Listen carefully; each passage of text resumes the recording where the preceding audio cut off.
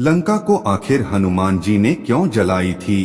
किस श्राप के कारण लंका जली थी? इसके पीछे कोई ऐसी वजह है जिसके बारे में अधिक लोग नहीं जानते हैं। दरअसल मां पार्वती के श्राप के कारण रावण की सोने की लंका जलकर राख हो गई थी। कथा कुछ यूं है कि एक बार भगवान विष्णु और माता लक्ष्मी मां पार्वती के निमंत्रण पर कैलाश पहुँचे।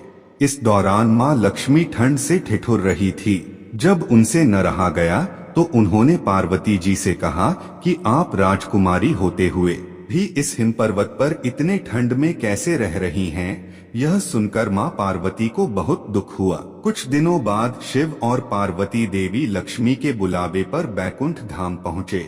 बैकुंठ धाम का वैभव देखकर मां पार्वती ने शिव से भी अत्यंत भव्य महल बनाने की इच्छा जताई। शिव ने देवशिल्पी विश्वकर्मा को लंका बनाने का काम सौंपा। इसके बाद ही उन्होंने सोने के महल का निर्माण किया था। इस महल की वस्तु प्रतिष्ठा की पूजा के लिए ऋषि विश्रवा को बुलाया गया था, लेकिन वह महल की सुंदरता के दीवाने हो गए और उन्होंने यह महल ही शिव से दान में मांग लिया। शिव ने ऋषि विश्रवा को यह महल दान कर दिया। मां पार्वती इससे बड़ी क्रोधित हुई और उन्होंने विश्रवा को श्राप देते हुए कहा कि तेरी यह नगरी भस्म हो जाए।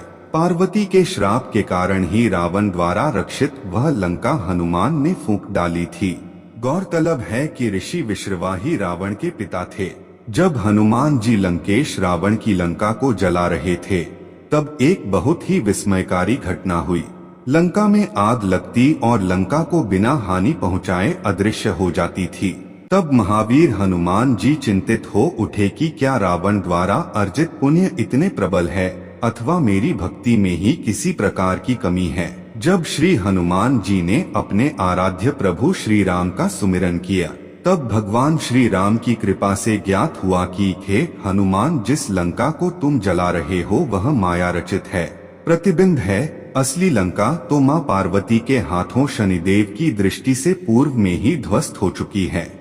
शनिदेव लंका के तल में है, इसीलिए ये प्रतिबिंब लंका नष्ट नहीं हो रही। तब हनुमान जी महाराज ने जाकर शनिदेव को रावण की कैद से मुक्त कराते हैं।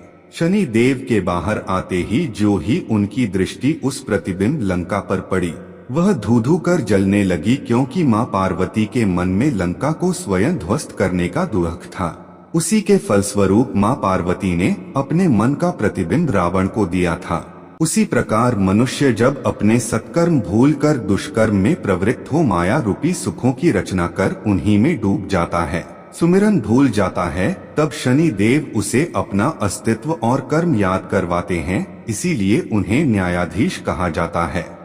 जब हनुमान जी लंका का दहन कर रहे थे, तब उन्होंने अशोक वाटिका को इसलिए नहीं जलाया क्योंकि वहां सीता जी को रखा गया था। दूसरी ओर उन्होंने विभीषण का भवन इसलिए नहीं जलाया क्योंकि विभीषण के भवन के द्वार पर तुलसी का पौधा लगा था। भगवान विष्णु का पावन चिन्ह शंख, चक्र और गदा भी बना हुआ था।